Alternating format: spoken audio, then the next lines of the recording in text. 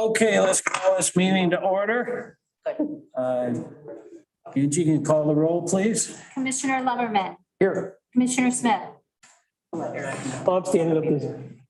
Commissioner Smith, I'm here. Commissioner Murphy, Here. Commissioner Bailey, and Bunting are absent. All right, and John, could you give us the prayer tonight? Heavenly Father, we ask for your blessings over us, Lord, as we consider the business of the people of Gratiot County tonight. In Christ's name, amen. Amen. Stand for the pledge. I pledge allegiance to the flag of the United States of America and to the republic for which it stands, one nation, under God, indivisible, with liberty and justice for all. Born and unborn. Okay. I'm not aware of any additions to the agenda. Does anybody have any? Or changes? And we're looking for a motion to approve the agenda. So moved. A second. By Commissioner Smith, second by Commissioner Lemmerman. Any discussion? All those in favor, aye? Aye. Aye, opposed, nay. Motion passed. Public comment. Anyone from the public wishing to address the commission could please come forward.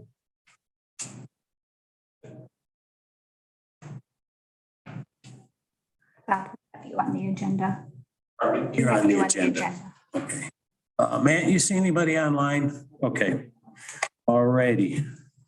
Let's move on to the consent agenda. Does anybody want to move anything outside the agenda to talk, or outside the list to talk about? And we're looking for a motion to approve that. So moved. Motion by Commissioner Lemmerman, Or second by Commissioner Smith. Any discussion? All those in favor, aye? Aye. Aye, opposed, nay. Motion passed. Next up, Tracy, you're up. she's probably that back there. Probably. Yeah, I think she's connected to right now.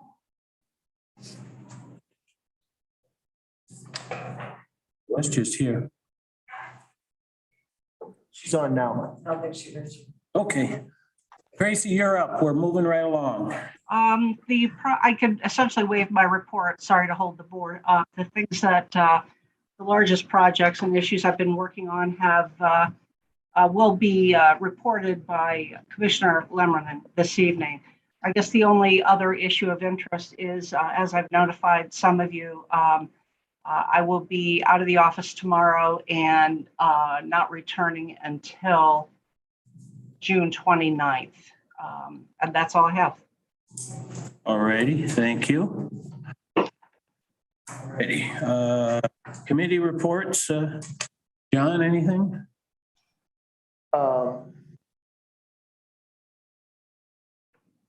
Our broadband committee has met on a couple of occasions now. And we are still looking at the bids that we have gotten as far as someone to kind of be our guide as far as bringing broadband to the rural areas of Gratiot County. Airport committee wise, I went on a tour of the airport and I talked with Dennis McDonald, and I still need to go around and talk to all the commissioners here about the process that the airport authority is going through. The other thing I'll tell you is I think it was at the last board meeting, the board gave me permission to contact Yo and Yo about the audit. And I did talk about that, and I should have asked more questions at the time the audit was presented. But what I specifically was asking about was the investments and the zeroing in on the loss, and all that the loss was a mark-to-market loss that had not been disclosed to us, but that if the product is held to maturity, no loss will occur. So that was, I just wanted to make sure on that loss position. And I will say that I've met with Terry a couple of times, and with Terry and Chris Oosterhoff and I went to breakfast a couple of weeks ago. And we had a good discussion about a lot of things. And we're going to, on Friday, June 17th, we're going to meet with an investment manager and look at proposals to try to increase the revenue on the investments and see what they got to say. So I think that's all I got. Okay, and will one of the questions being if we can use short-term government bonds? Yeah, that'll be one of the questions. Okay. And one of the other things that the auditors told us was that if we are in a long-term product and we would have to take a loss on that product to move to something else that would greatly benefit us, materially in dollars to do that, that is an okay thing to do. So that was one of the other things. All righty, thank you. Let's see, only thing I had, a health board meeting, very routine. Sam? Yeah, just real quick on the loss that you say from a long-term to maybe a short-term treasury bond or something. You're losing interest. I mean, you're not cutting any principal out if you look at something like that. If you move something from long-term to a short-term venture. In other words, if we had a long-term product that was at 1.5% and we could move to a short-term product that was going to be 2% or 3%, something that, made economic sense. If you had a loss moving from one to the other, an economic loss, it would be more than justified. And I spoke to Ally specifically on that, and she said, I would applaud such a decision because it makes economic sense. If you're making up the loss. Yes. In the short term, yeah. Okay. I met with North Shade. I was at New Haven. I was at Fulton. I was at Newark. Most of the people a couple places are getting some work done on their buildings.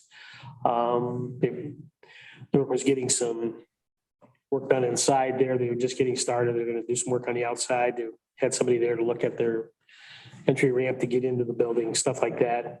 That was pretty much, I think that was some ARP funds. Fulton's just starting some repair work on some of their sewer stuff with ARP funds. So I think they needed a pump or a sewer pump or something. I don't know what they're working on. They've got that ordered or something. So that's moving along forward. Other than that, everybody else just talking about salt and road or putting lime or whatever, gypsum or something on roads or stuff, but in buying gravel. All righty, thanks, Sam. Then we're moving on to new business. First item is Gratiot County Department of Community Development Annual Report. Tony? Yeah. Come on up to I got this big sign says, make everybody come up to that podium. My name is Tony Miller. I'm in charge of department head for the Department of Community Development. Deandra helped put this annual report together. I'm going to be going through it fairly quick, but if anybody has any questions, feel free to ask. We can take time at the end to answer some questions too, but this is just a brief overview of 2021. So.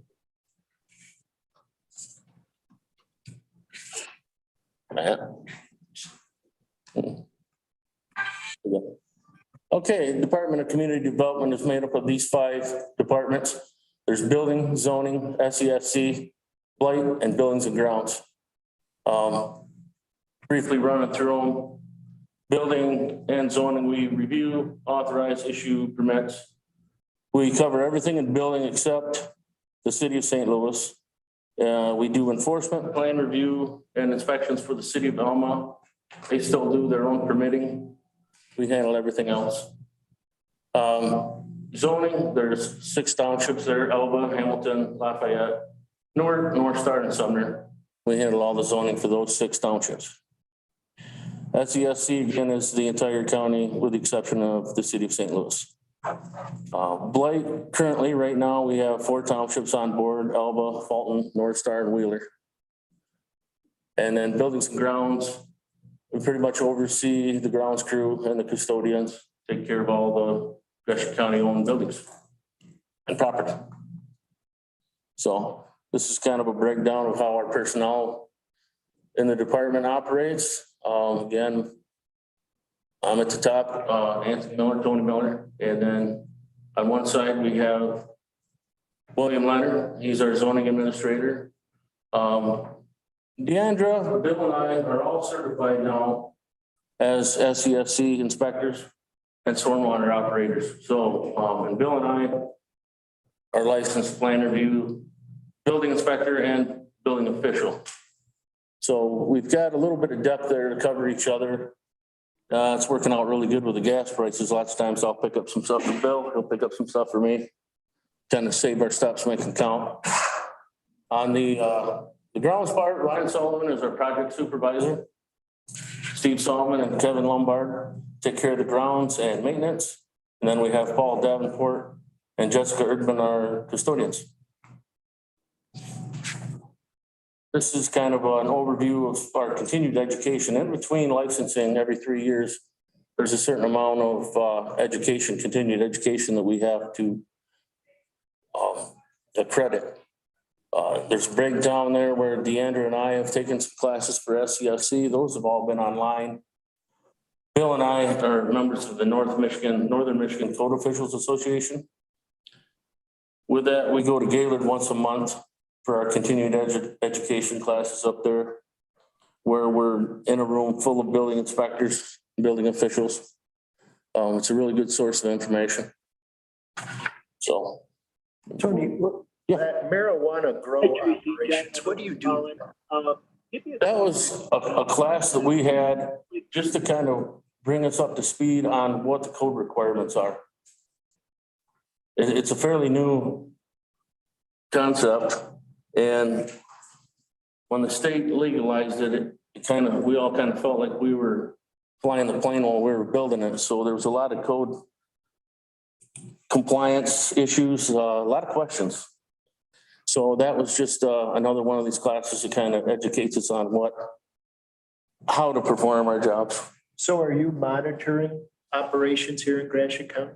We have, I've inspected and reviewed. Yep, it starts at a township level or a city level and then goes from there. But yeah, we've done a few grow operations. There's a handful of dispensaries. So, yeah. To me, it's really no different than any other business. You look at life safety first. So. But okay, permit activity. This is kind of a chart of where we were at in 21 compared to 2020. You can see our permit activity was down a little bit. Inspection activity was up a little bit. Revenue was down a little bit. I think this is all, my thought behind this is that it's all basically still part of COVID. I think what we're seeing are some of the jobs are getting smaller. But right now we're still moving pretty good with permit activity. There's still quite a bit of construction going on, even with the inflated costs of material. And procurement's still hard. I hear it every day. You guys wait 6 to 8 weeks for a window or door. So all that kind of comes into play. So we're still kind of feeling the backlash of the COVID shutdown. But all in all, I think things are moving fairly well. So, any questions on this? Again, this is addresses. kind of shows our permit activity, 21 compared to 2020. The big reason 2020 was probably a banner year for addresses. I addressed 140 wind turbines that year. So that's a big reason why that left side is quite a bit higher than the right. Zoning, we'll briefly run through this. Permit activity. Again, we do the 6 townships in the county. A little bit up, but not a significant amount. So soil erosion and sediment control. Bill, I'm gonna hand this off to you if you don't mind. Where's the magic button? Button on the right too. Okay, any questions about what Mr. Miller has? I can confuse you, what he's just covered? Good. Soil erosion sedimentation control, very briefly goes back to like 1999, when the state mandated that we have a ordinance and things in place for control, and basically our part under soil erosion would be for protection of the waters of the state of Michigan. It's basically what we do. As you're probably aware, what was the DEQ, Department of Environmental Quality, joined with Eagle. And because of that, things have gotten a little more stringent. This is showing permit activity, inspection activity, and revenue activity compared 20 to 21.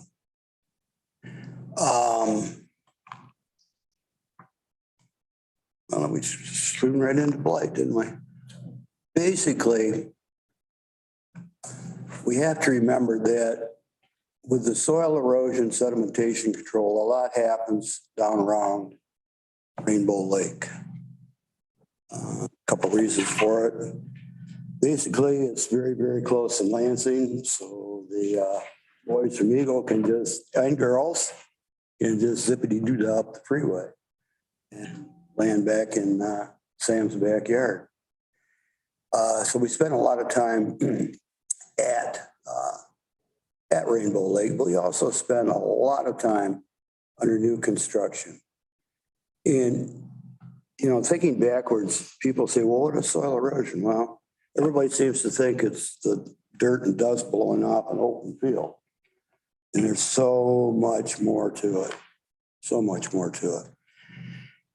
I would invite all y'all, and those that are absent too, if you really want to get a handle on what we do at SESC next door, give us a jingle, come over sometime.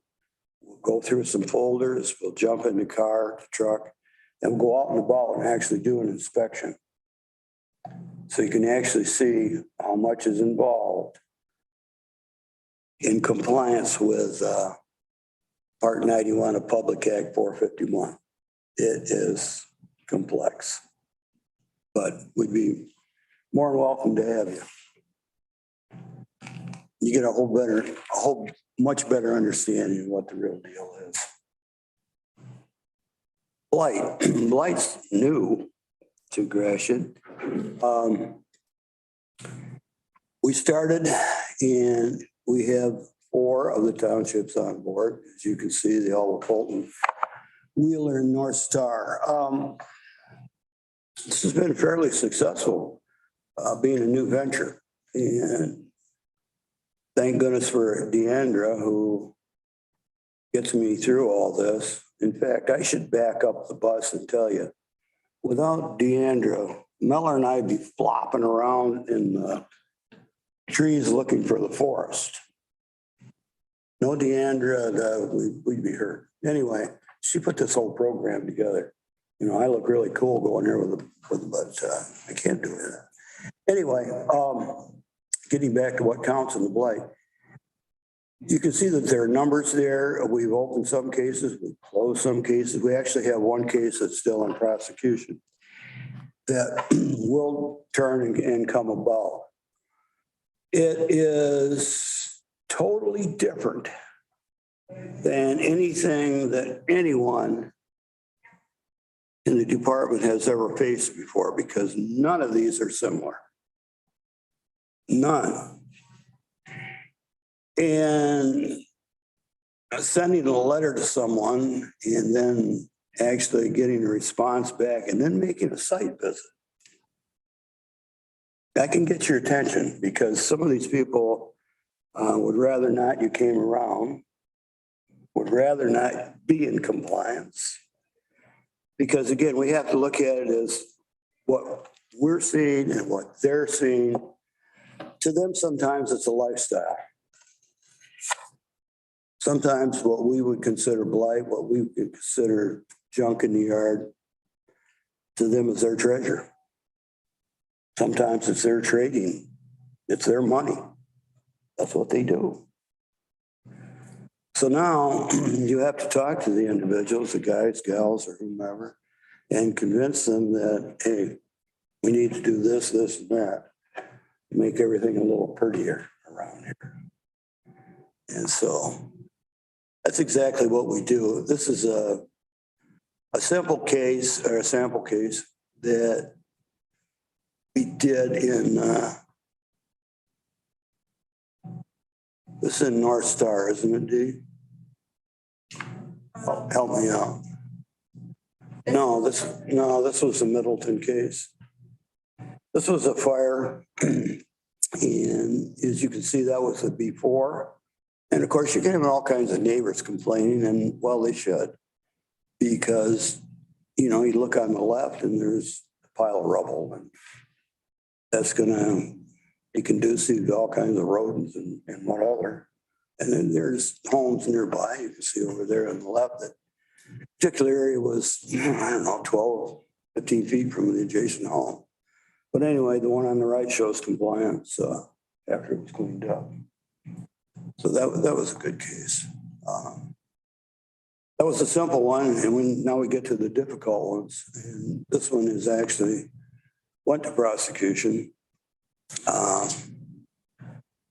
Preliminary inspection on left shows what it did look like. And after some trial, tribulation, in court, this is what it looks like now. So we're getting there. We're getting there. These things take time. It takes time because normally those involved with blight do not have the resources to come into compliance. And what we attempt to do is offer them some resources. This is North Star. John Hartman does an admirable job of rock the block out there, where he provides availability with wagons and tractors and stuff to haul things down to their dump. Where it goes there, I don't know. I don't care, as long as it gets rid of the front of the home or whatever. So that's always dragged on a little bit because of just plain resources. And of course, what you hear, yeah, why me? My neighbor looks the same. I'm trying to do the best I can, blah, blah, blah. But in the end, it works. You have to be, stay with the program. You just have to keep after it.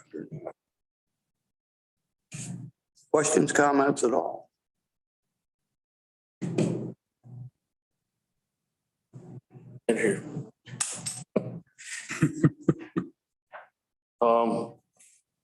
In addition to what Bill said, I'd like to add that there were some townships that were hesitant with it being a fairly new program, but we've been contacted by several.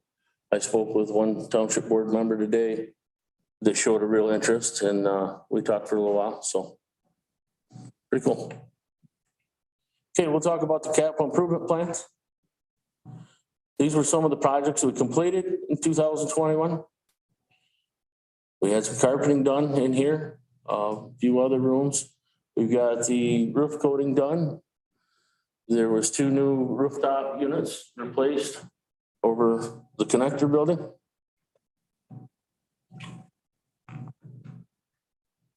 Moving forward, some of the projects we've got in the works right now, there's an actually jail HVAC rooftop unit scheduled for this Friday. Getting estimates on the building facade repair. Health department flooring has been ordered, paid for. We're waiting for it to be delivered so the contractor can begin installation. I'm working on an energy savings plan with consumers.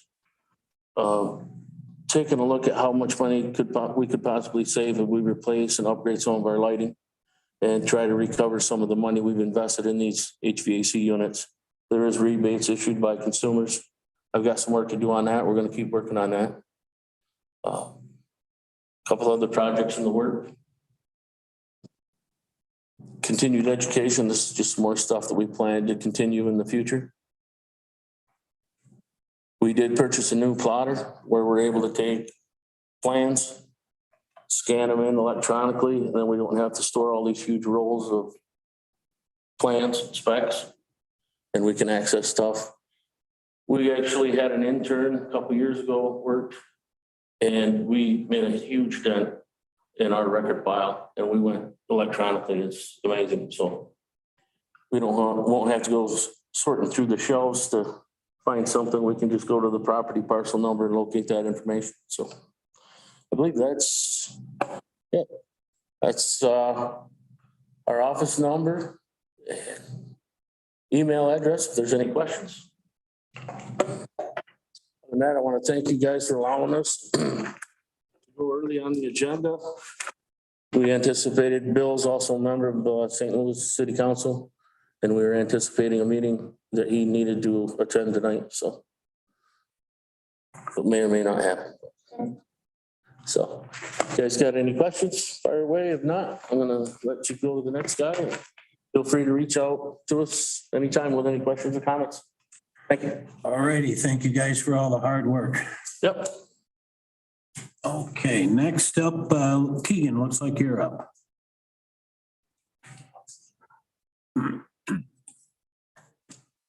All right, tonight I have got the 2022 tax rate request form, the L4029. And this will be for the summer operating millage for the entire county. So this is a little different. This report hasn't changed in a long time, but this year we're receiving a millage reduction fraction, and that's on column 6 of the report. So basically, what that means is that our tax base increased so much from last year to this year that our operating millage is going to be rolled back. And that was, I believe, from the 1978 Headley Amendment, basically stating that they want to limit the tax base growth of government. So if it grows so much, then it's going to be reduced in their millage rates.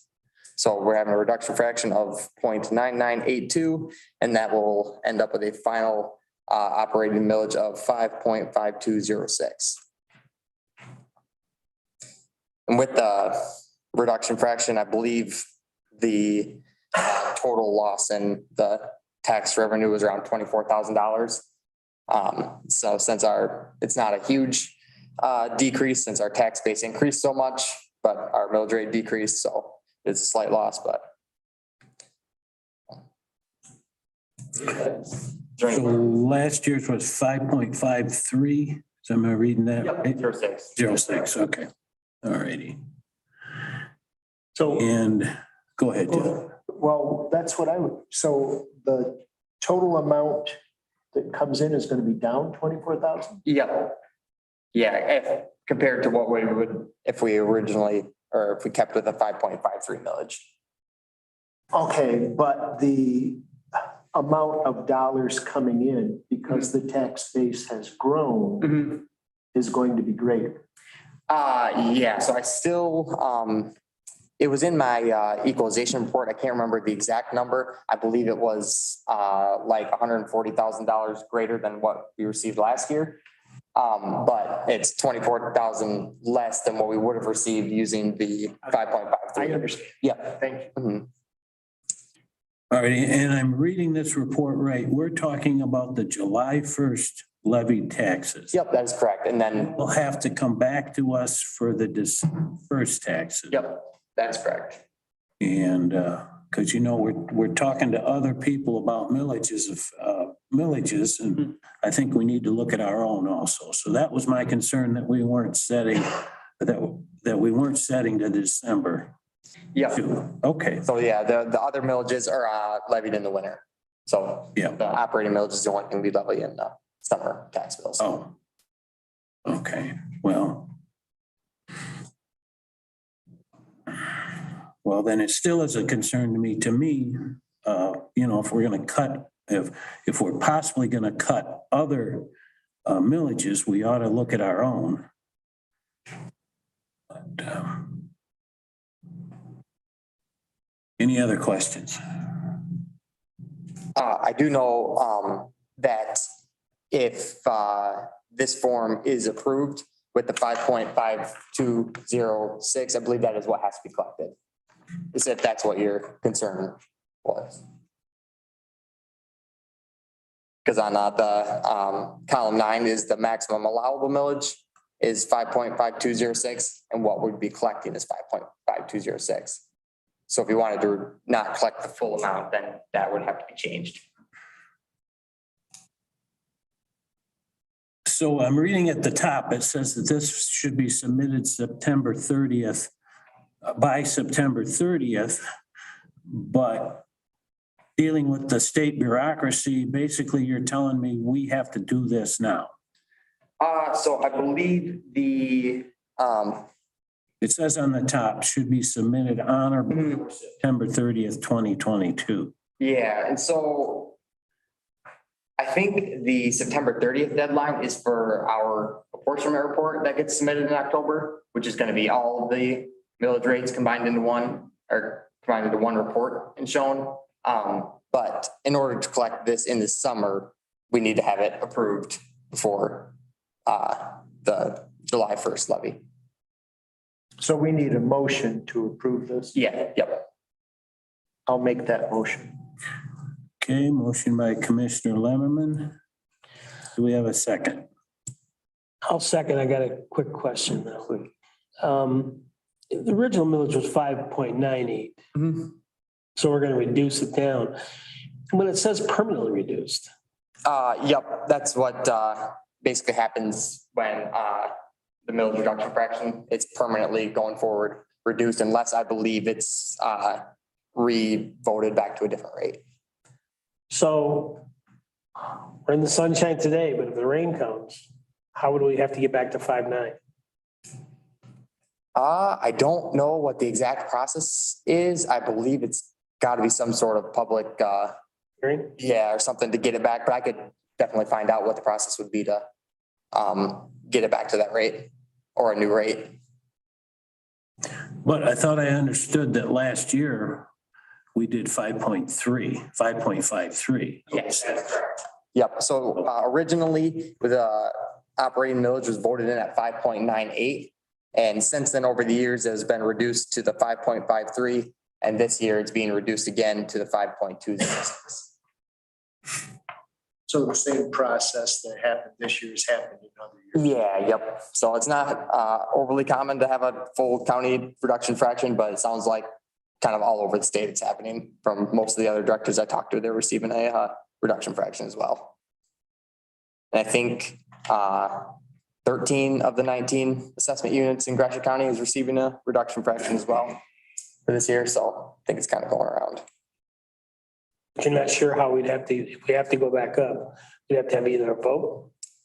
Yeah, I don't know the exact process. So I don't want to give you anything wrong, but I definitely want to find out what the process of it would be. But I would think it's still under the Headley Amendment limits. You're still going to have that factor into it. The 5.9? The 5.9 is where we're at now, right? Oh, that's where we started. That's where we're starting. But the state, Today we're at 5.3 or 5.5. And and we're gonna release 5.2 or 5.5206. So we're gonna reduce it down, whatever, just a small percentage, $25,000. So if you're telling me we're under the Headley Amendment and we need to go back to 5.9, we'll be able to do it in here. Well, if we have to go to a vote, now we have to go market that, and maybe we'll have to market against a library or a county sheriff or, to get the millage base up. If you're telling me, Chuck, that we're under the Headley Amendment at 5.9, Right. we can sit here next year from now and say, you know something, things have gotten tough and we've got to raise our millage back up a little bit, and we can do it in this office or right in here and stay under the 5.9. Can we get back to 5.9 is my question. And I don't know 100% what the process would be to get it, but I believe you can. But I think under state law and under the Headley, no matter, you would have to approve like 6.5 to get back to 6, because it's going to be reduced by the Headley. Correct? So I believe if, let's say next year, and I don't know the exact processes, so I don't want to give me wrong information, but so basically, if next year you voted to have the millage increase to 6, and it'll say on there, it'll have a new date of election for 2023, the millage will be 6, and then if there's a reduction fraction next year, then it would reduce from 6, but there might not be a reduction fraction next year. The way things are going, who knows, but Might not be, but we'll be at the 5.526, and we started at 5.980. And it says the date of the election was 11/1970. That we must have been at 6, or whatever. Headley reduced it to 5.98. I believe the 11/1970 introduced the millage at 5.98. And then what I believe is that if there's a new millage voted in, then this millage we don't deal with anymore. We deal with the new voted millage. And then that gets reduced from there. That's where we go.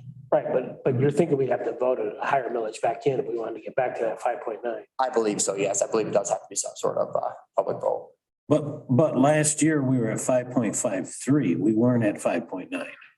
Yeah, yep. We started at 5.9.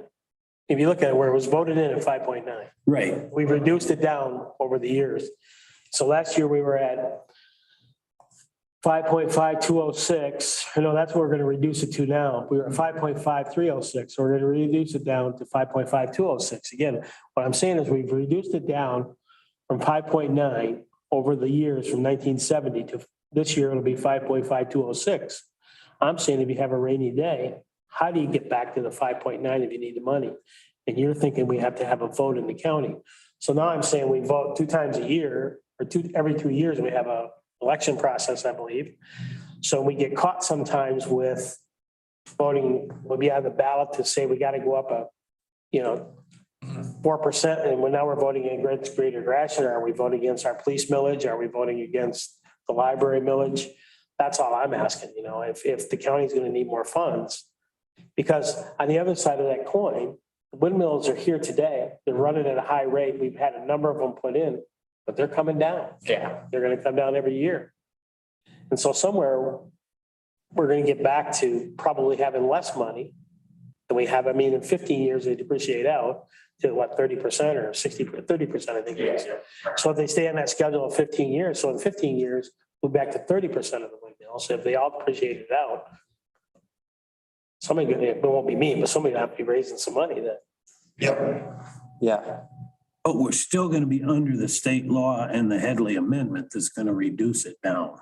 And Yep. those factors coming. Yep. And a new reduction fraction is calculated every single year. So who knows what it will be next year, but this year was the 0.9982.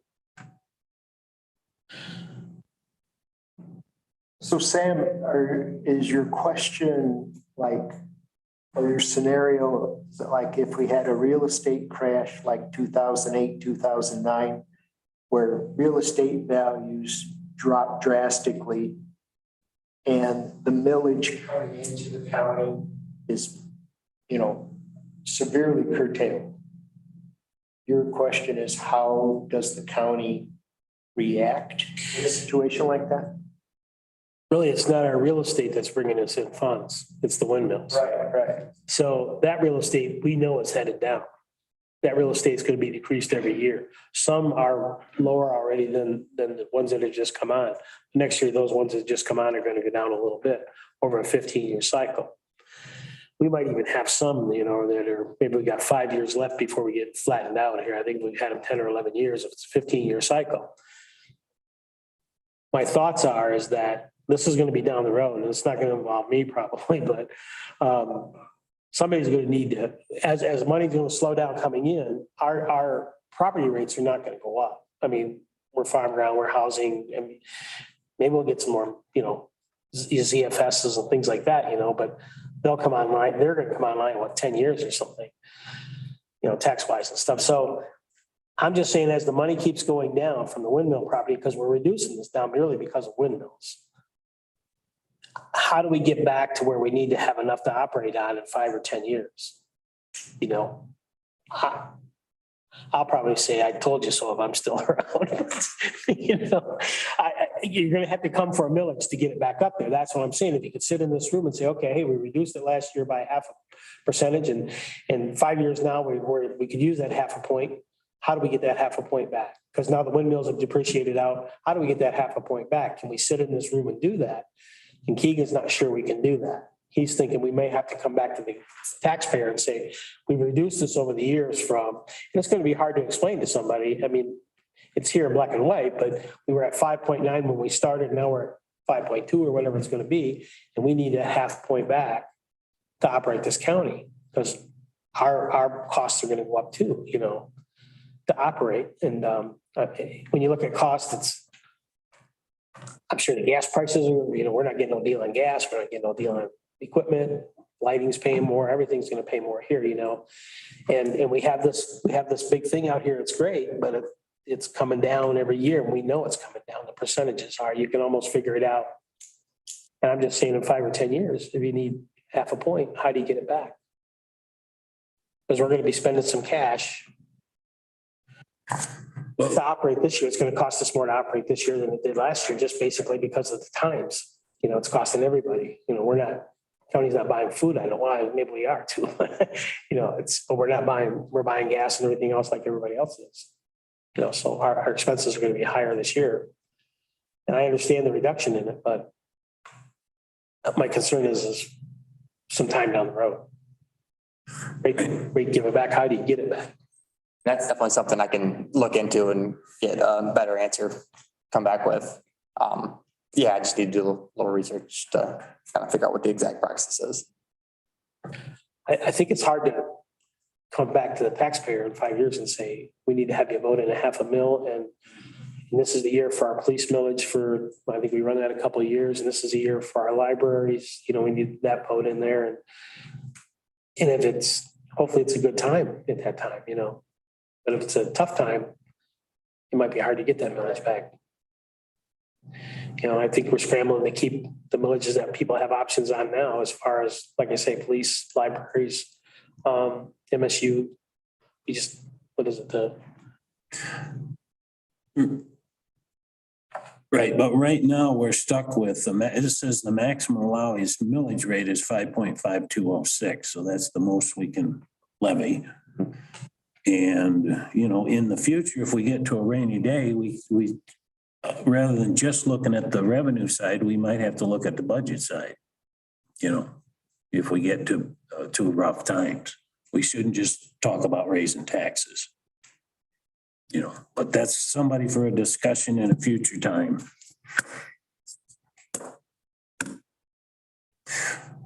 I'll call the question. Okay, and so motions on the floor. I'd like to have a roll call vote on this.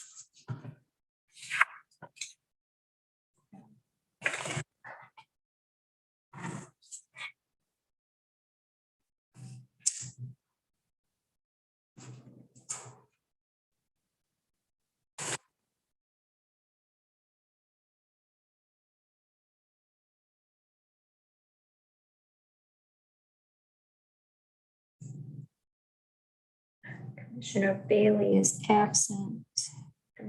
Bunting is absent. Commissioner Lumberman, Yes. Commissioner Smith, No. Commissioner Murphy. And I'm also voting no, because I think we should vote less on this. You think we ought to reduce it more? Yeah.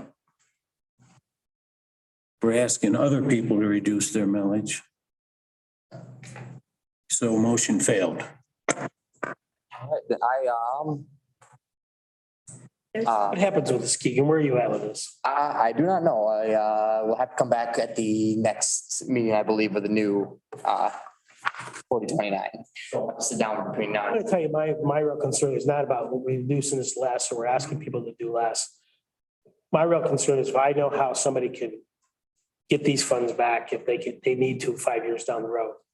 As our horse is slowing down with windmill money, it's gonna slow down. I mean, today we're on top of the world, but we know that's coming down every year. And that's my only concern about it. You know, I don't have a problem reducing it. It's only $24,000 in the county. It's not a lot of money. You know, but for the county revenue. Deadline. Uh, Put it on the July taxes. Do we need to have a special meeting? Are you gonna have time? When do you have to do, you have to turn this in by? Terry, do you know exactly for the summer taxes when this, I believe at the next meeting, this would have to be approved in order to go on the summer tax bills, right? Okay, yeah. So I think there was a lot of questions. We're asking for some answers. Yeah, okay. I don't have a problem with doing this. Mhm. Really don't. I'd like to know how we get back to that.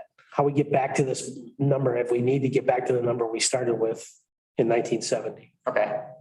And if it's a vote of the people, then you can look at it and you weigh it out and say, 5 years, this may be happening, that may be happening. That's still probably a good thing to do right now. Mhm. If it's pretty easy to do, but I hate to have the county compete with other people who are asking for millage. Yeah, Because we're kind of rolling along and I hate to be one more chance to say, well, we'll give the county the money, but I'm not funding the library. Or I'm not going to fund because we have police patrols, got some millage money, for what, a couple policemen or something for nights, I think.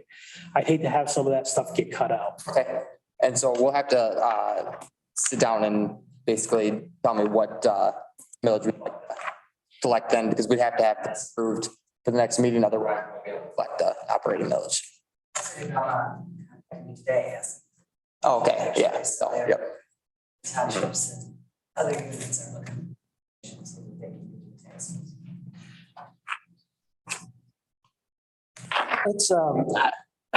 It's 24 grand, I guess, Make the motion again. We'll run it, we'll get it away.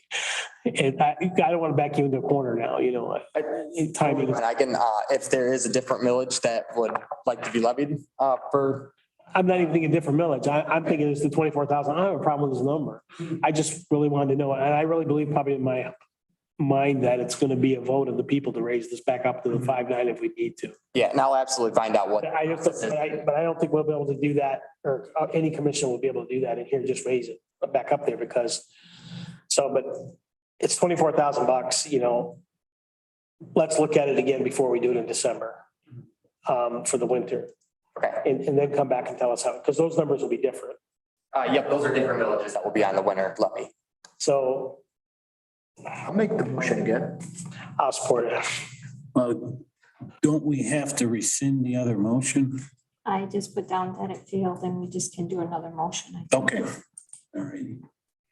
So you're, I move that we set the millage at 5.5206, which is the maximum that. Yep, that's correct. Permitted at this point. Mhm. I support that. and okay, we have a motion on the floor, Commissioner Lemmerman, second by Commissioner Smith. Any further discussion? Just so we know in the winter time, we know what we're doing. Yep, and I'll definitely get what the process is to get that back and get back with you, so. And once again, I'd like to request a roll call. Commissioner Bunting is absent. Commissioner Lumberman, Yes. Commissioner Smith, Yes. Commissioner Murphy, And I'm still voting no. I think it should be reduced further. Motion passed. Trying to put you through the key. No, that's all right. Thank you very much. Have a good night. You too. Ready. Commission on, Region 7 Agency on Aging, Bob? Yes, I've got this big sign says, make sure everybody's up there because that's where the mic is. Everybody on TV can hear you that way.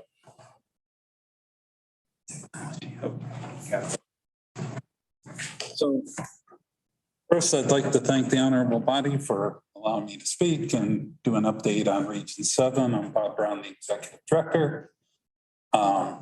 I work on behalf of 10 counties from Lake Huron all the way over to 127, and Gratiot County is one of those counties. First, I'd like to tell you and give you, I appreciate the appointment of Corey Nestle to our board. She's been very active and has already achieved vice chair. And she actually, the other day, had to run a meeting, but she's very adept at that. Also, Jennifer Cook, I'd like to say, has been awesome to work with over the years. I've been there for 5 years, which leads to, since I'm owned by the 10 counties, basically. I'm a 501c3 that's chartered by the 10 counties. Each county appoints a member, and I don't have the history lesson, but also the city of Saginaw gets to appoint a member to my board. So I'm governed by you, owned by you, however that works with 501c3s. It's been my privilege. I came up and through Arvish retired, my predecessor, 5 years ago to retire. He asked me if I'd apply as he retired since he was 5 years older. And I did, and it's been a wonderful experience. Just a great team. A lot of people ask me what an area agency on aging is. We're the glue that holds the senior network together over 10 counties on your behalf. We receive Older Americans Act, we receive Medicaid dollars, and we take care of people in their homes, and we work with your team locally in regards to the Meal on Wheels program and help fund that. So since I'm owned by the counties, I also like and am required to give a fiscal report to my governing bodies. Now, that technically could be my board of directors, but I like to reach out to the county commissions every year. Missed the last couple. Anyways, but like to get out there, and we've been doing that since I've been there, and I think there were prior updates. Like to give the fiscal one. So fiscally, since I've been there, we have had we get we have had unmodified opinions from our auditors. And we also, our management letter in over 5 years has not had any findings and or any recommendations. So it doesn't get any cleaner. We've been growing and serving more people. We've been looking for more money, and our revenues have grown over the last 5 years, approximately 10 million. Right now, we've gone from just under a $30 million agency to 40 million, and we pass that money through. We get asked many times. I've been asked many times. I was a prior executive director for another area agency on aging. Well, why don't you just give it to the counties? There's 2 or 3 good reasons. So the state could pass on the money to you, except under the laws, there isn't any 3 counties that could form together out of the 10 and form an area agency on aging based on the demographics or the population. So that's the first one. Second, we're very limited on what direct services we provide. So you do a really good job at meals. We like help chipping in regards to your money and, subsidizing that and working with you and allowing you to deliver meals, make the meals, all that. But if you were an area agency on aging, you would have to contract that out. Secondly, it's easier to work with our agency. I was told last year our administration was 5.1. If you work directly with the state, because somebody has to monitor, give technical assistance, do the accounting to CMS and ACL and all those other folks at the Fed level. they can charge over 10%. So you actually get more for your money. And which brings up, by the way, the services. We do care management in the home, working with your council on aging, Jennifer Cook's folks. We help with the meals. We supply some limited transportation when the regular transportation falls through the cracks. And we do quite a few here in Gratiot County because of the setup. So we're just that backstop in it. And home repairs, we work and fund that, several of those things. But what I'd like to point is the investment, because it was wonderful listening to all the conversations, because almost every kind of commission I go to, revenues and expenses, and that always gets talked about. And I can appreciate that. I used to sit on a city council downstate before I retired up here in my retirement home, and then went back to work. But anyways, Gratiot County sends us every year a check for $2,394. We return over $1 million in services for that $2,000. If you look down towards the bottom, we've jobbed out what we believe we've been expending in the county. And also to the right, those are unduplicated citizens that we take care of. So one of the services that we do direct is the waiver. We do that through a network of providers. So your local providers around here, we hire them, we contract it, but our nurses and social workers oversee the case management and the jobs. But you can see 750, and we take care of 57 clients in their home. That includes veterans, disabled, instead of putting them in a nursing home. That's my report, Mr. Chairman. I tried to keep it brief as I was requested to. I hope that, and I hope it explains the relationships and why they're beneficial to everybody. Any questions? I'm just curious, how is the staffing going? We have the same problem as everybody else, especially in the direct care market right now. Especially, I don't hate to say this, but it's actually, so, I have the, M25 corridor, the 75 corridor, and the 127 corridor. And the cost for direct home care workers in the 127, one, you can't find them, and two, it's very high priced because a few institutions around here have paid dearly to have them. And that makes it rough on the rest of us, but that's okay. We got to pay what we got to pay. But the direct care workers are actually approaching our social worker rates. So now we got to bump up the social worker rates, and then we got to bump up the nurse rates and everything else. Thing is, the last 2 years, the officers have stayed at the same level, so.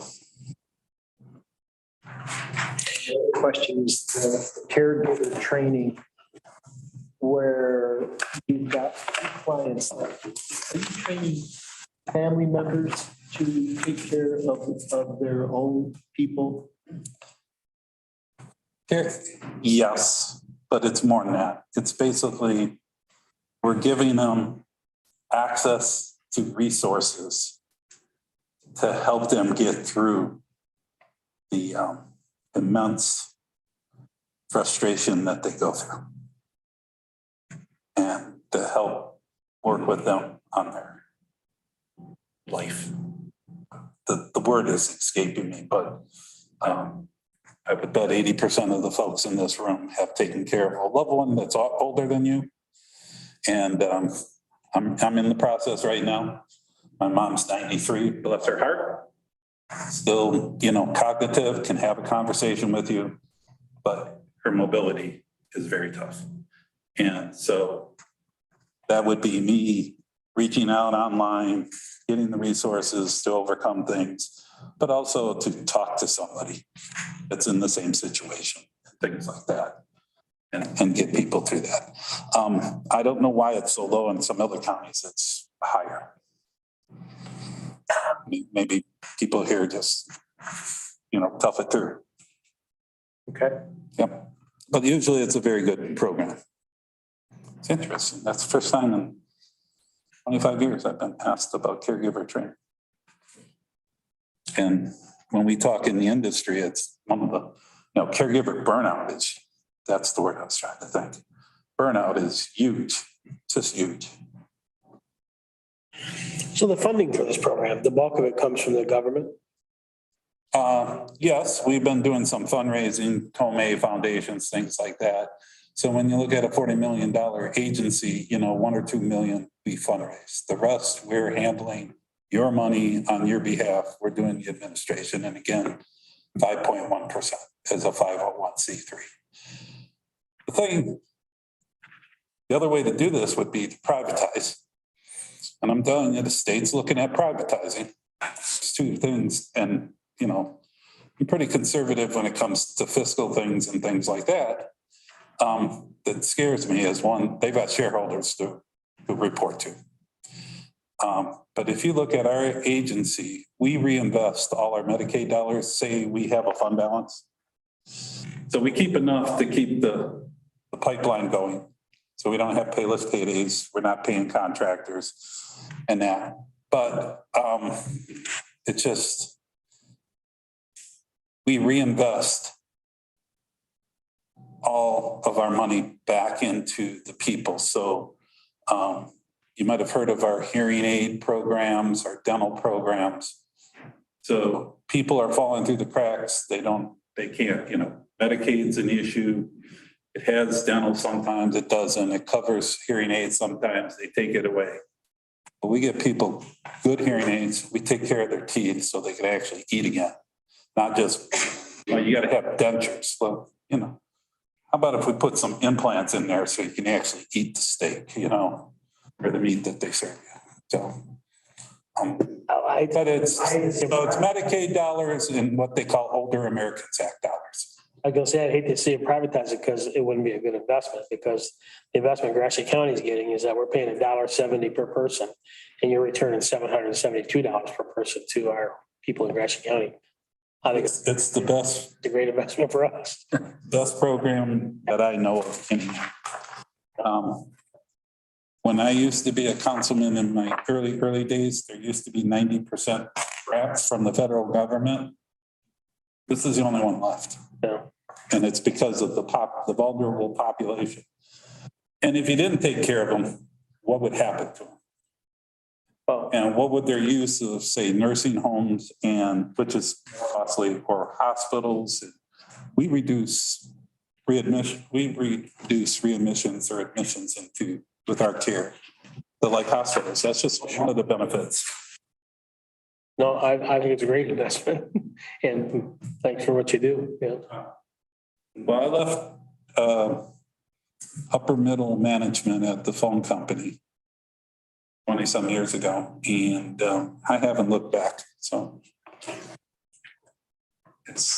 I get up every morning knowing I'm serving 3,000 people a day. Meals in their home.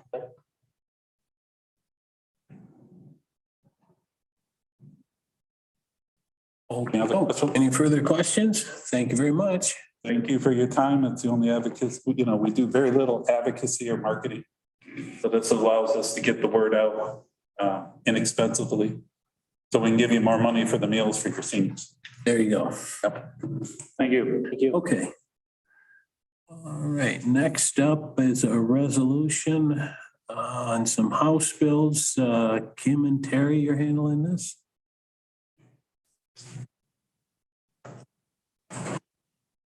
Good afternoon. Here tonight because Zillow, the real estate corporation, has spearheaded legislation to undermine the integrity of both Register of Deeds and treasurers throughout the county. They are looking to get information, tax information, and Register of Deeds information of many sorts for a little to no charge, and then sell it again to taxpayers. This information is already available to certain taxpayers and other corporations for not very much money. On December 8th, 2021, and after 3 readings, this bill did not have the votes necessary to move forward.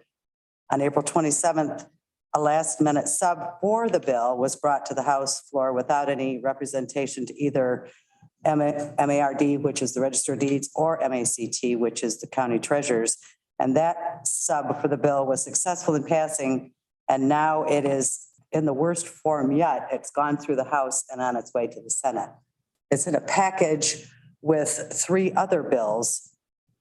And I have given you the legal analysis in your packet to look at. It's legislative analysis, excuse me, which tells how the amendment would affect county treasurers and Register of Deeds. It is not good for the county. It is not good for the taxpayers. And we are asking that you adopt the proposed resolution so that it can be sent on to the governor and different offices so that they know exactly how we feel about it and that we do not think it is good for, like I said, the county or the taxpayers. Will we adopt the resolution? Motion by Commissioner Smith. We have a second. Second. By Commissioner Lemmerman. Any discussion? All those in favor, aye. Aye. Aye. Opposed, nay. Need a roll call in it, Terry? Said in the resolution, roll call. Should you have a roll call? Okay. Something about the resolution. When you're ready, go ahead. Commissioner Lumberman, Yes. Commissioner Smith, Yes. Commissioner Lee and Bunting are absent, and Commissioner Murphy. Yes, motion passed. Thank you. Okay. Next up, Park and Recreation. Pete? Good evening, guys. Pete Little, Director, Parks and Recreation. Thanks for taking the time to meet. I'm on 2 items. I believe the first one is the approval of the Reed Park paving project. And that is a project that we identified in our recreation plan that was renewed in 2020. That includes paving the large parking lot at Reed Park. It's currently a crushed limestone surface that we'd like to have paved and striped.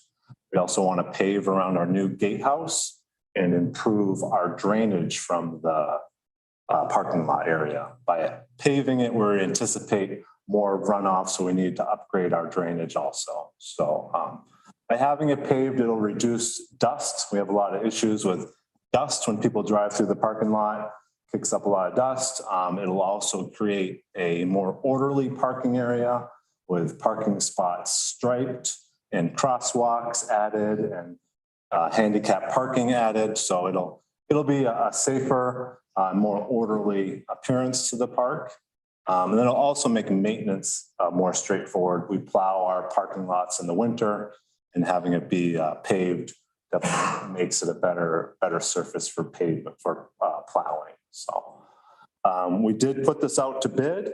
I contacted 2 companies that had bid on previous paving projects. One was Central Asphalt, the other was Michigan Paving and Materials. We did only receive the one from Central Asphalt. Not uncommon, I think, being a smaller project that we didn't get a lot of bids. We paved the parking area at Hubshire Park in 2019.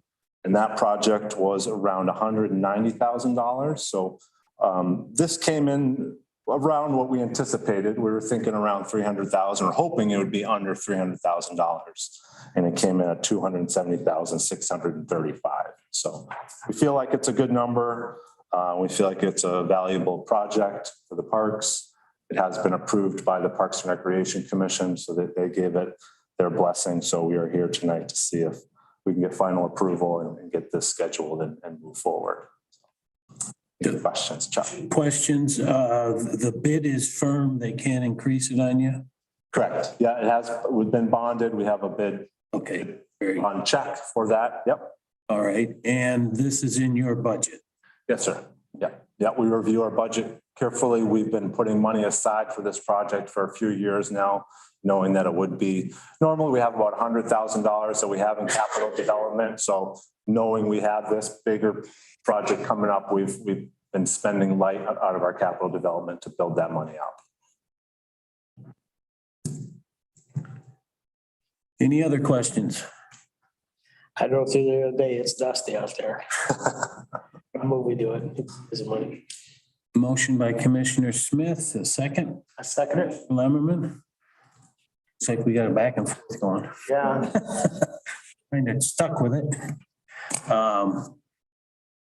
Roll call's good? Yes. Or do we need it? Yes. Okay. with that. Commissioner Smith, Yes. Commissioner Bailey and Bunting are absent.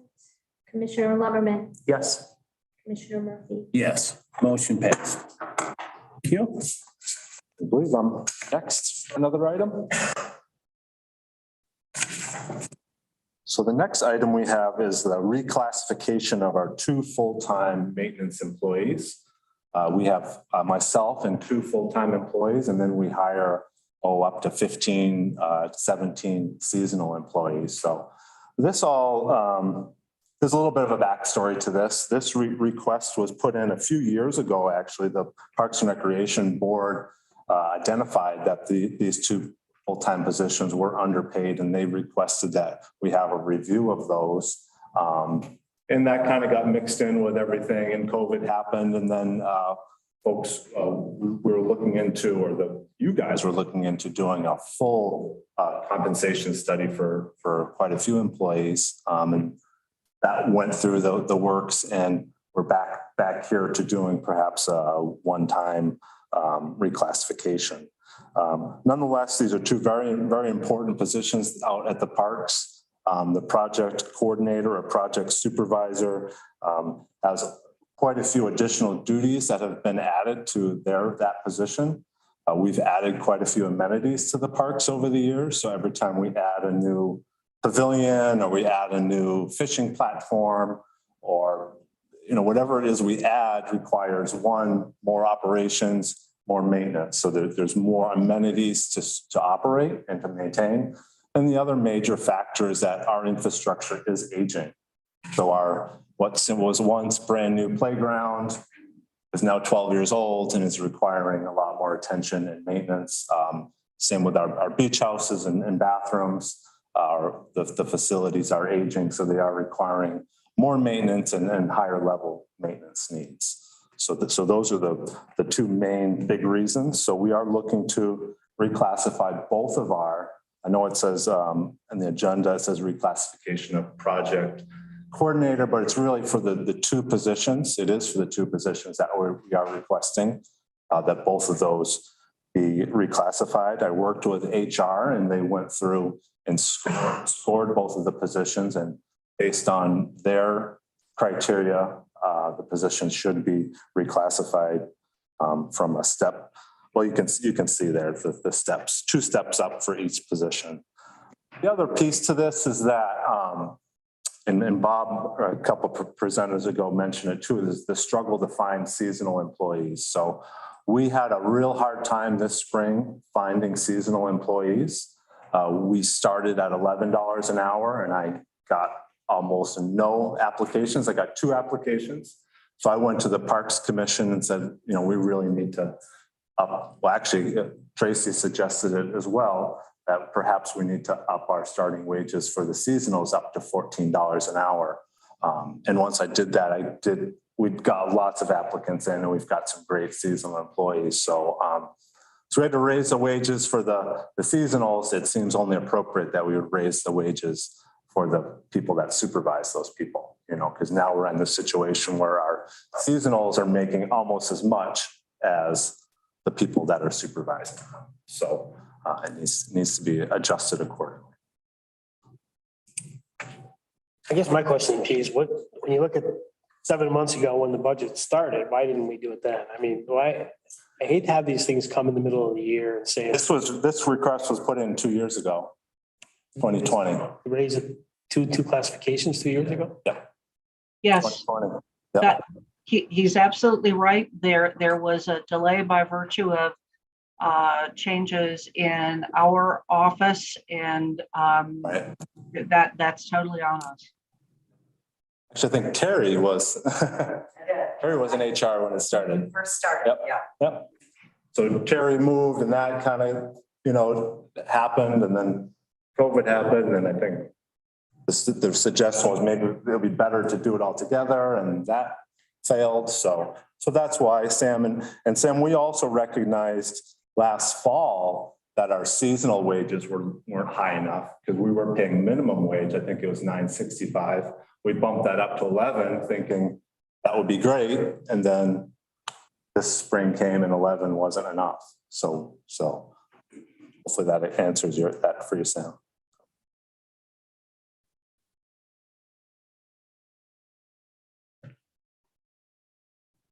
I move we make the reclassifications.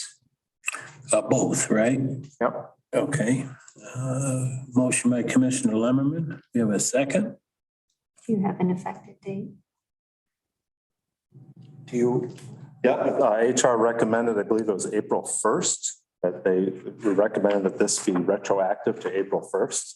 And the reason we chose that date is that's when April is when we decided to raise the wages for the seasonals. So I'll make that motion effective April 1st.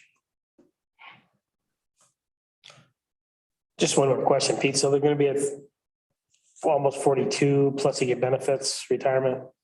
Right.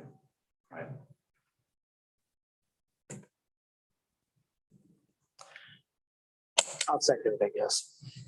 Okay, motion by Commissioner Lemmerman, second by Commissioner Smith. Any discussion?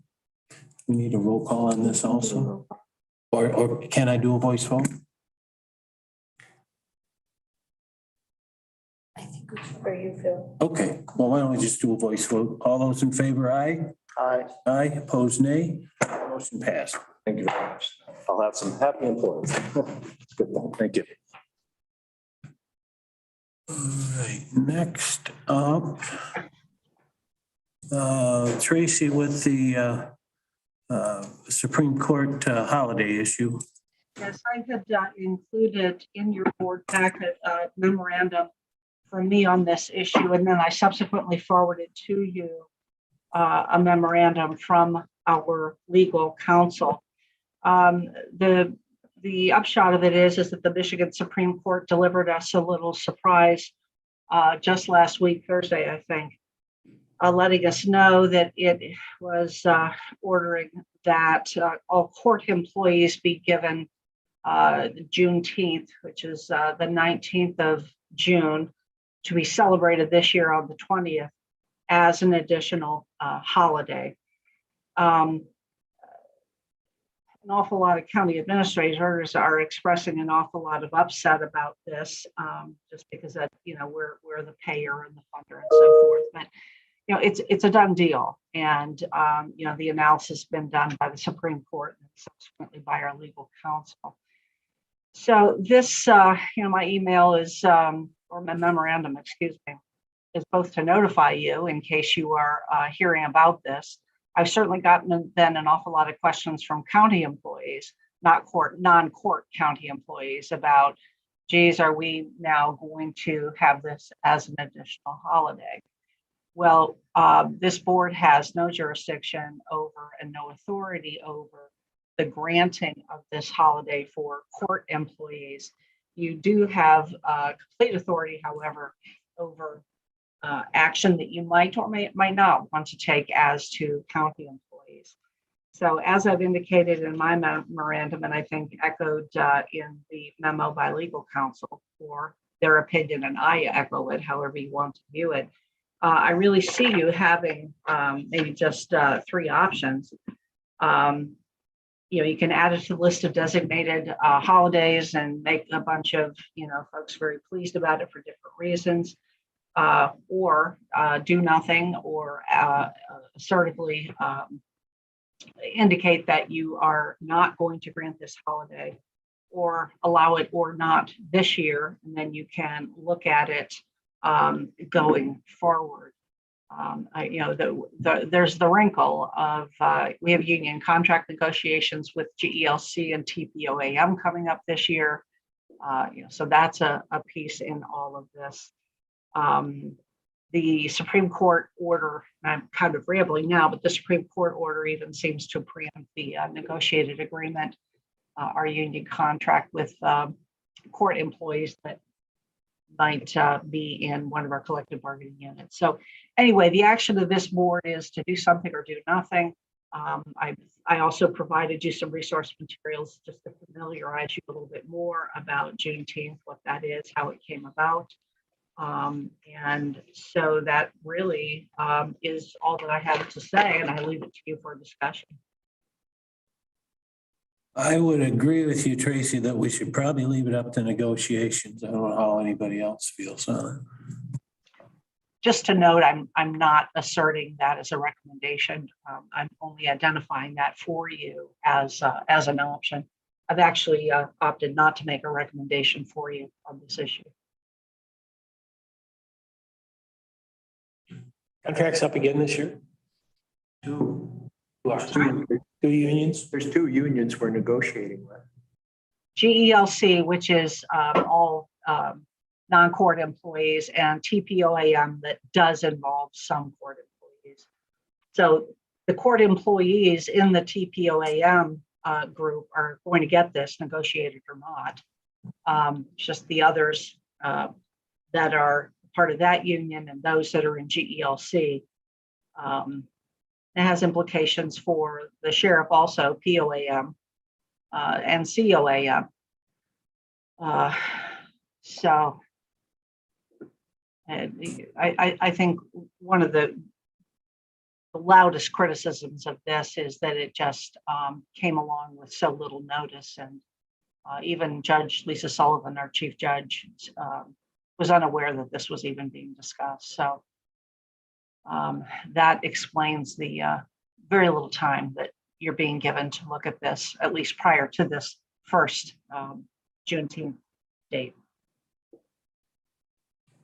I would like to ask you for a recommendation, Tracy, but do you feel like you don't want to give one? This decision involves quite a lot of things. It is nominally a fiscal issue. It is one of, it has morale implications for staff. And then there are just values about, whether this is on par with some of the other significant events in our nation that should be celebrated, like those that have been designated holidays, or if it would be more like other events that are just acknowledged. This has been,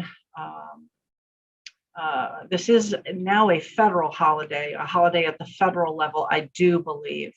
And by virtue of the Supreme Court order in Michigan, only a holiday for, John, I'm talking around it. I don't, let me say this, I don't view this as a fiscal issue. The money has already been budgeted. And this, all the work waits for folks. It doesn't get done, while folks are away, and it doesn't go away. So that's why I characterize the financial and the fiscal issue as nominal. My greatest concern as an administrator is the perception by county employees that they're not treated as our court employees are treated in this particular way. And there's really no explaining the difference.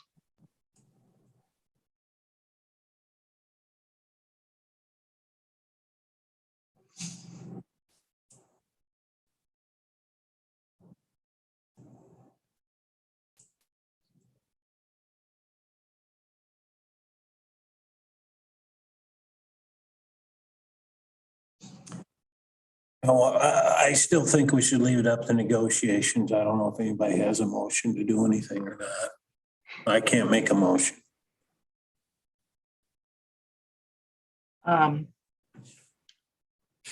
leaving it up to union negotiations would not resolve the POAM issue this year because we don't negotiate with them until next year. Just add that piece for you.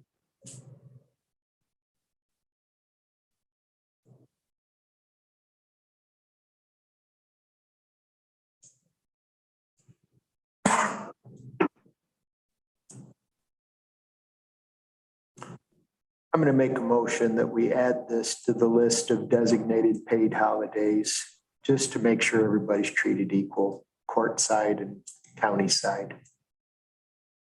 So that means we would just close on the 20th. Yes. The courts will be closed. It would just involve both sides of the operation. You have a motion by Commissioner Lemmerman. Second or support? I'll support it. Support by Commissioner Smith. Any discussion?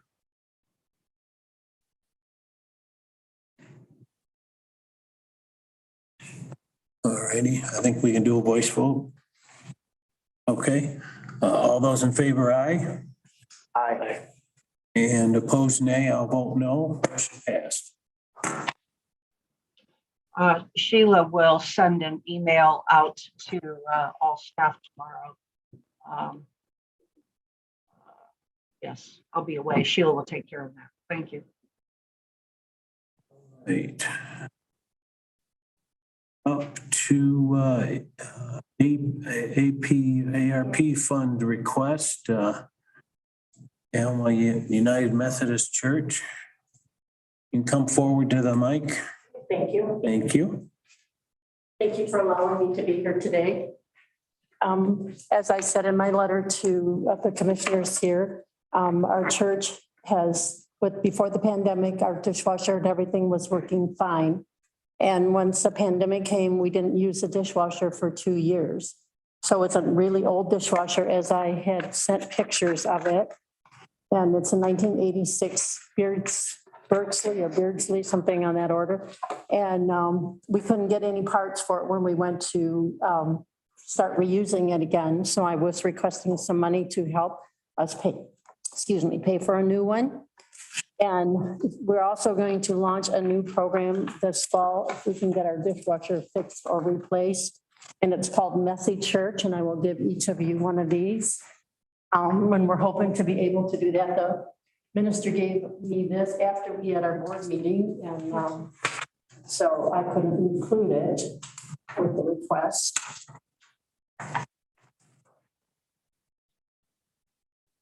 So we're asking for $16,000 out of the ARP funds. And before the pandemic came, the Gratiot County players used our church every time they had a play. Lighthouse Cafe, which is a Wednesday evening meal that included the community, and it was a $5 meal. And calendar dinner once a year for a fundraiser for church missions. Swiss steak dinner once a year for a fundraiser for United Methodist Women's Missions. Christmas chocolate fudge, the United Methodist men made fudge and we sold it, their mission work. We had funeral dinners there all the time, wedding receptions, family gatherings, baby showers, vacation Bible school once a year. AAA meets weekly there. The Boy Scouts meet weekly. And our missions include Hope House, African Children, Shoebox, Love Inc., Blanket Sunday, United Way, Encore, Mission of the Week. And now we're doing Ukraine. And we also do mission overseas and many more. So that's what I have. And hopefully that we will look at our request, $15,000, and hopefully help us out. Thank you. Any questions? I do have a question, Rose. Okay. I was thinking that the Methodist Church has a structure by which you can get funds from within the church, that the church network is like an interlocking support structure. Not for maintenance. Not for maintenance. Not for maintenance or replacement. Okay. No. We're having an issue right now with our church roof with all the hail and wind damage from September and April. There's a lot of shingles and stuff that have blown off. and the church insurance group, I should say. And they're only going to give us $21,000 to replace a $160,000 roof. So no, we don't get much from Mother Church at all. Mother Church, okay. So, any other questions? I think the real concern is we don't have any ARP funds. We're short to do our work now. I mean, we had this last meeting, Chuck. I mean, I'm not sure why. We had a couple people come last time. Right, we had funds. come last time, and I guess the conclusion was that we would continue to put people on a list if money come back or something, I guess. I don't. And everything we had. I mean, Right. yeah, we're not sure we have enough to do what we have to do for the county. So probably 3 months ago, we shut the ARP, we've given all the ARP money away. See, I didn't even know we could apply until I saw the article in the paper. Well, we've had a number of meetings on it. We've had some outside meetings on it. But we really, I think, I don't know what the numbers are, Ms. Peck, but if we have $150,000 worth of projects to do, we got 100 left, type of thing. And what we're looking at is that if somebody who's going to do an ARP deal, if they had a deal that was said it was $100,000 and they have to give us the receipts and they only spent $90,000 on the deal, then we have $10,000 left. That we're not going to pay. If they ask for 100 and they say they think their project's going to be 100 and it comes in at 90, we're only going to pay 90. So we're looking at, we have funds left over. We put a couple people on a list, but and those are small amounts too, I think. We did put somebody on last time somebody came. It was 2 meetings ago, I think. Yeah. I'm sorry, what did you say, Chuck? That you guys put, whoever came the last time to ask for funds, you put them on a list. Yeah, I think Chris is keeping a list or whatever, but Chris is the one that's handing out the money as far as, but they're paying exactly, it's not what they asked for, it's what it costs. And if the cost is over that, then they'll have to pay the difference. But if the cost comes under, we're not paying the overage amount, we're paying exactly. I mean, Chris gets the bill for a well pump and whatever that number is. If it's under what they asked for, then we're paying for it. And there's money left over. The county's going to keep that money. And then they're making a list. So that's kind of where we're at. We don't have any to hand out today, I guess. Well, if you could put us on the list, that'd be wonderful, because at this point, we don't have any money to replace the dishwasher. Yeah. And the $16,000 would buy $11,000 dishwasher and then give us a little bit of money for just taking the old one out and doing the plumbing and everything for it. So if you could put us on a list and hopefully help us in future, that would be great. So thank you for your time. Thank you. It's my understanding from Chris, we haven't even gotten the second disbursement yet. The funds. No. So maybe nobody get no money. So I assume Chris is taking care of this list? Yeah. Okay. All right. I'm writing him a note now. Okay. Right, we agreed. Consideration of unfinished business. Anybody have any? Then we're up to public comment. Comment of the public wish to address the commission. On behalf of the clerk's office, I'd like to thank you for the June. Say that too. Thank you.